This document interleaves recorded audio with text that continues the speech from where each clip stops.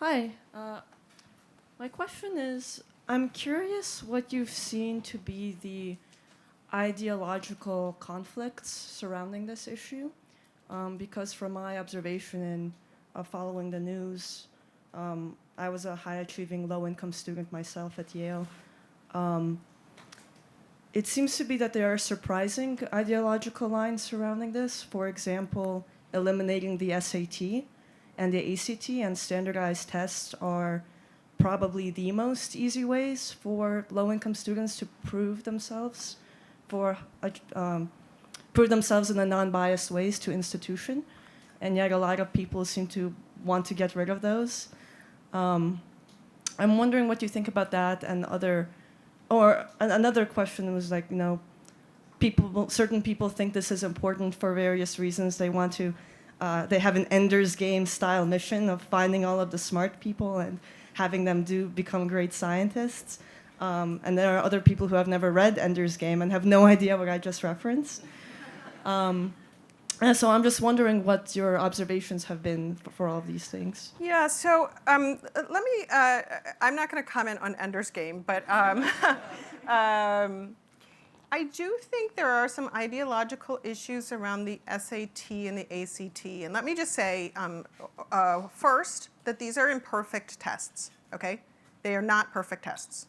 They are not purely aptitude, despite the fact that they're sometimes called aptitude tests, they're not purely aptitude tests. They're kind of a combination of aptitude and achievement. And so if you have a better education, you're probably going to do better on the test. If you prepare more, you're going to do better. Some students take the SAT, I've seen in the data, some students take the SAT or the ACT 8 to 10 times, okay? And they do improve their scores a lot. You rarely see low-income students taking these tests 8 to 10 times. Okay, so they're not perfect tests, and it is not the case that you can't game the tests a bit. So I'm just making it clear that I'm not in love with these two tests. That being said, they are the easiest way for a low-income high achiever to demonstrate that they're a high achiever. Because if you are, especially if you're one of these one-offs, right? You go to a high school that's, Yale University's never heard of your high school, okay? It doesn't know anything about your high school, doesn't know your high school counselors, doesn't know your high school teachers, has no track record with your high school. They don't know how to interpret your GPA, okay? So the one way that you can demonstrate that you are a high achiever is to do well on one of the college admissions tests. And in fact, historically, it was the widespread use of college admissions testing, which started after World War II, which allowed colleges and universities to identify high achievers who were not already going to their top feeder schools. So I'll tell you a little, it's a kind of funny story. So President Eliot at Harvard was sick and tired. He was the president right around the turn of the 19th to 20th century. He was sick and tired of certain schools in the United States like more or less just choosing who was going to get admitted to Harvard. So Phillips Exeter and Phillips Andover, they just sent students and they were like, accept our students. These are the students who's coming. Okay. And he said, no, I don't want this. I want it to be broader. I think there are talented students out there in Oklahoma or wherever, and I don't want to just get these students from these feeder schools. Okay. So he had the bright idea that he would just admit everyone from the top 7% of their high school class. Okay, that was a disaster because it turns out that the top 7% is not the same standard everywhere. So he backed off on that.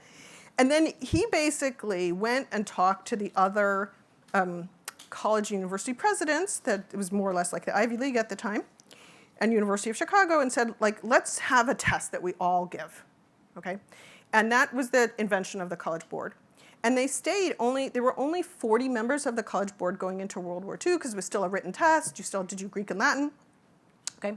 Because those were obviously the most important topics. Okay, but in World War II, the College Board was told, no, you can't do this anymore. You have to start testing people who are going into the military so that we know who can go into logistics and who should go into the infantry or whatever. So they started using standardized testing, and they started having these machines, like the machine-coded testing. And once they did that, and the SAT was being scored that way, there was just no reason to only have the 40 schools in the College Board. So all of a sudden, it went from like 40 schools to overnight, it went to like 1,500 colleges and universities, because right after World War II. Now, the interesting thing is that once it had gone to all of these colleges and universities, a lot more low-income students who did not go to feeder schools started to go to selective colleges and universities. It was precisely because the colleges and universities could figure out who they were, right? And they could demonstrate who they were. So people tend to think of the SAT and the ACT as being like really biased against kids from disadvantaged backgrounds, but I think the history sort of says the opposite, right? That kids from very sophisticated families, they're always going to have lots of advantages, okay?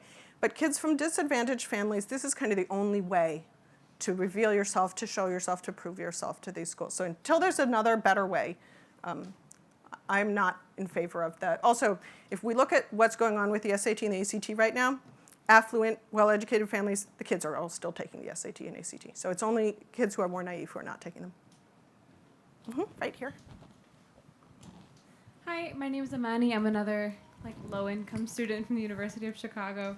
Thank you. I was just wondering what your thoughts were on the concept of free college or expanding that kind of opportunity, because then this program is great, but then maybe even theoretically without it, then students could see that kind of net cost being very different than what they've seen before. So I think it's really worthwhile for colleges that do have a threshold below which college is free to just basically say it's free for everybody below this threshold, okay?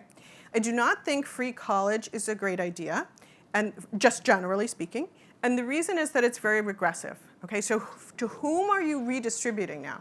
You're redistributing to middle and upper middle income and rich parents who can afford to go to these schools. So let's just say, as an example, that we decided Stanford University should be free.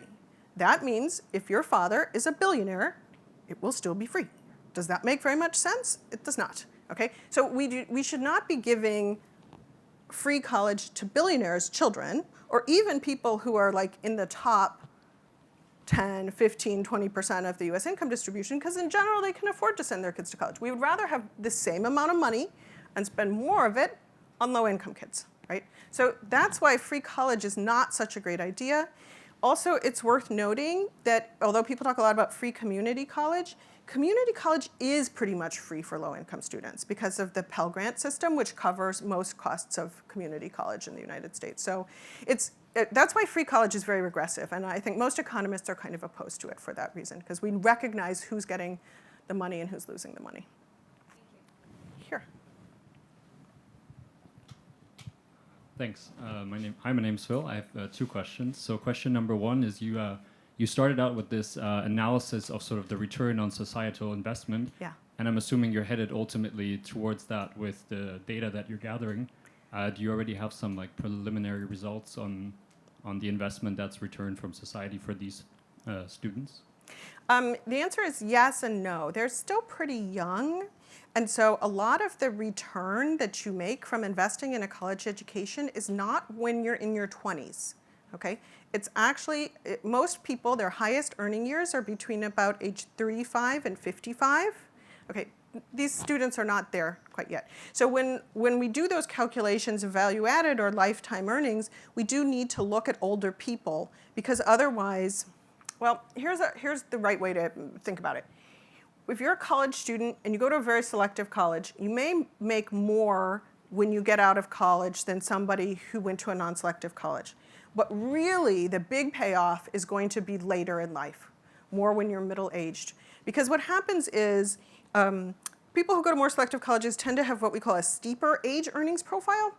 So it's like their earnings go up faster with age, but they're not necessarily that much higher in the beginning. And it's worth noting that, let's say I'm a high school graduate, I never go to college at all.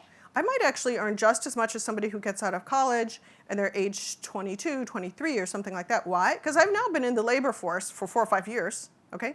And I may have done some on-the-job training or something else. So really, the real returns are later on. So yes, we're looking at their earnings, and we can kind of project what trajectory they're on. But one of the frustrating things about education is, if you really want to know, you need to wait till everybody's 65. So it takes a long time. Thank you. And then I'll make the second short. So free college was mentioned. So I wonder if you've done the same kind of return on investment analysis in countries where school is basically free, like European countries, and just maybe based on some form of merit in terms of grades? I have not. So first of all, the sort of calculations that I showed you today are actually very unusual. It's not like everybody does these, and I'm just like one of a crowd of people doing them or something like that. The other country where you would probably be able to see these, or the other countries where you'd be able to see these now, are countries like Brazil, which has very good data, Colombia, country of Colombia, not the university. The United Kingdom at some point in time will have estimates like this, but you have to have the data. It's a very, very, it requires a lot of data. Thank you. Here we have 3 hands right here, so I don't know which one of you wants to go first. Yeah, so that's on the same discussion. I come from Denmark, and there will be plenty of data. So Oh it'll yes, be very that's true. easy. That is so true. Yeah, we are very easy. We track everything. We're like I know. China to some point.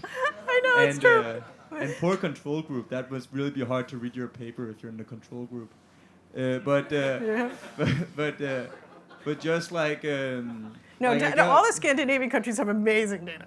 it's creepy. But just like, so I get like, a billionaire, they can afford to pay for school, low class. But I'm just thinking, and to make it like an economist argument, like for the middle income gap,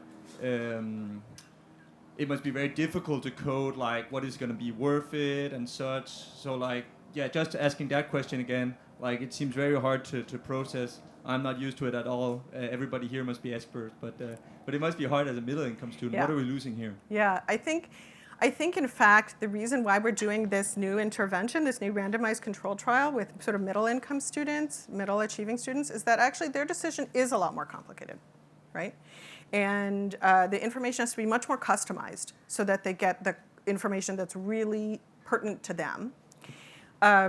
I would be the first to agree. First of all, Scandinavian countries do have amazing data, but they also do not have nearly as much income inequality as the United States has, right? So at some level, I don't want to say everyone in Denmark is middle class, but they're more, the income distribution is much tighter than it is in a country like the United States, where we have some very, very poor people and some extremely, extremely rich people. I realize Denmark has some extremely rich people too, but it's not quite as dispersed as the United States.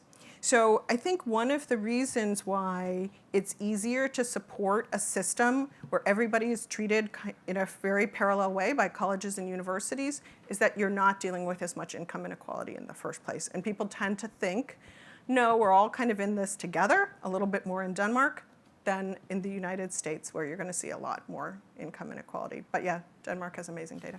Yeah, and there's a great Danish economist at University of Chicago who does work on things like this, although I don't think he's done value-added calculations. Yeah, do you see any particular distinctions along like racial lines or any particular geographies that had like a market improvement with the intervention? Yeah, I think that so I sort of said that it's the one-offs who are the most likely to benefit from this. So it's students who live in relatively sparsely populated areas or areas in which there's no really big city. So for instance, students from Appalachia, which tends to be, it's not like it doesn't have any cities, but it tends to be somewhat sparsely populated and have a lot of smaller towns or small cities. They were more likely to benefit.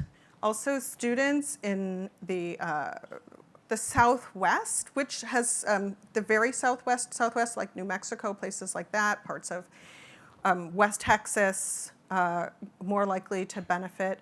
But students, for instance, if you already went to Stuyvesant, you were not going to benefit. Okay, because in fact, the students at Stuyvesant, it was kind of a joke that we did send some of them these interventions, and they were like, oh, we know all this stuff. So so they would not benefit, and they didn't. Yeah.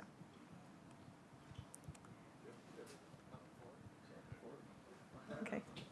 I just had one small question about one of the preliminaries Yes. in your talk. You mentioned that even for the low-income high achievers, the graduation rate at these non-selective institutions is markedly lower, and I just found that That's a really crazy. stunning Yeah. fact. And I was just wondering if you looked into the determinants of that, because you can imagine there's probably selection effects where the people who end up going to these non-selective institutions may have been predisposed to not graduate from, even if they went to like a more selective college before your intervention, but I imagine that there are lots of other possible explanations too. So just wondering. Right. That's really why we did a randomized control trial, was that we wanted to move people from those colleges with very low graduation rates to ones with higher graduation rates, and see whether when we moved them, they thrived there, or whether they, did not thrive, failed out, or something like that. Of course, there still is some self-selection, because not every student to whom we gave the intervention changed what sort of school they went to. So the ones who still continue to go to the non-selective schools may be different than the ones who were sort of nudged to go to the more selective schools, and I don't wish to deny that as a possibility. There are things that we can do to take care of that to some extent statistically. It's called instrumental variables, but I'm not going to go into too much detail about that. I think that if I had to just hypothesize what I think might be the main explanation, I think if you go to a college or university that has an 8% on-time graduation rate, and you're the one kid who's trying to graduate from college on time and do all your stuff, you are really an outlier. And you may just not feel that much support from your fellow students. I mean, they're all kind of dropping out and doing other things, and they're not necessarily encouraging you to stay in. And I think being somebody who's that much of an outlier at a school, there are a lot of colleges and universities in the United States that have on-time graduation rates less than 10%, a lot. Some of them call themselves four-year colleges, and no one ever gets to the fourth year. I'm always like, I guess you're a four-year college, but what if no one ever gets to the fourth year? You're still a four-year college? So I think, I guess that's what I would say. I think it must just be hard. Yeah, kind of negative peer effects, and just that the school isn't really set up for that. So Josh, I see Josh is going to call me off the platform, and so I'm going to thank you very much for your kind attention and wish you a great summer policy boot camp.